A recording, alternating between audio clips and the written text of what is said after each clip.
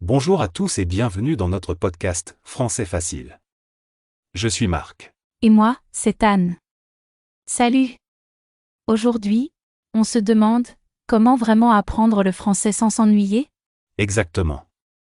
Beaucoup de gens pensent qu'apprendre une langue, c'est juste de la grammaire et des listes de vocabulaire. Mais nous, on est là pour vous dire le contraire. Tout à fait, Marc. La clé, c'est le plaisir. Si vous aimez ce que vous faites, vous apprendrez sans même vous en rendre compte. Alors, par où commencer? Première étape, immergez vos oreilles. Vous n'habitez pas en France? Ce n'est pas un problème. Écoutez de la musique française, des podcasts comme celui-ci, regardez des séries ou des films sur Netflix avec les sous-titres. Excellent conseil.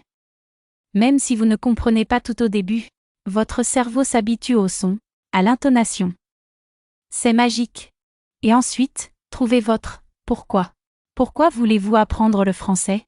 Pour voyager? Pour le travail? Pour lire des livres en version originale?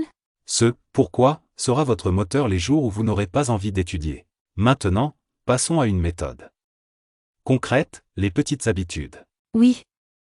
Il vaut mieux étudier 15 minutes par jour que 3 heures une fois par semaine.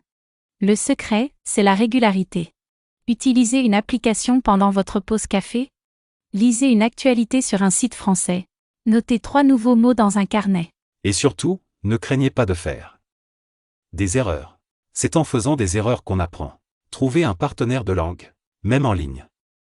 Parler, c'est comme un muscle, il faut l'entraîner. Tout à fait d'accord. Les applications de tandem linguistique sont géniales pour ça. Et n'oubliez pas la culture. La langue, ce n'est pas que des mots. Cuisinez un plat français, écoutez Stromae ou Angèle, découvrez les vins et les fromages. Apprendre doit être une aventure.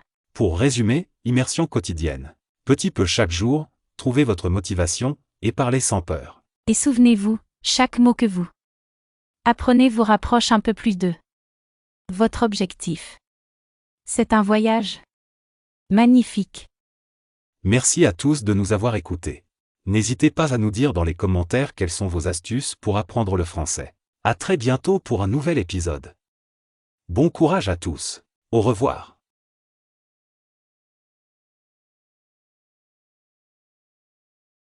Salut à tous. Bienvenue dans Français Facile. Ici Anne. Et moi, Marc.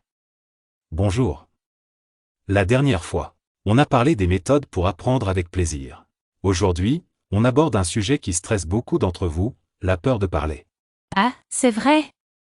Cette fameuse peur de faire des erreurs, d'avoir un accent, de ne pas être compris. Marc, toi aussi tu as connu ça? Mais bien sûr. Tout le monde passe par là. La première fois que j'ai dû commander un café à Paris. J'ai tellement stressé que j'ai presque dit « un café ». S'il vous plaît, en anglais. Mais le secret, c'est de se lancer malgré tout. Tout à fait. Alors, notre premier conseil, commencez par des situations simples et sécurisantes.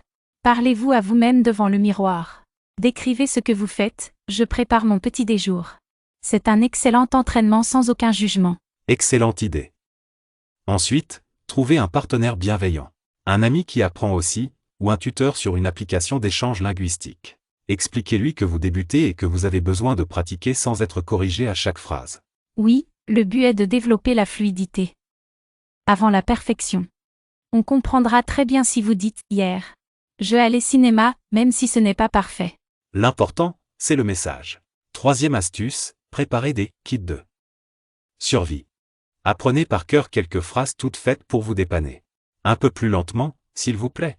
Pouvez-vous répéter? Je suis en train d'apprendre le français. Ces petites phrases magiques réduisent beaucoup le stress. Et n'oubliez pas, votre objectif n'est pas d'avoir l'air français, mais de communiquer.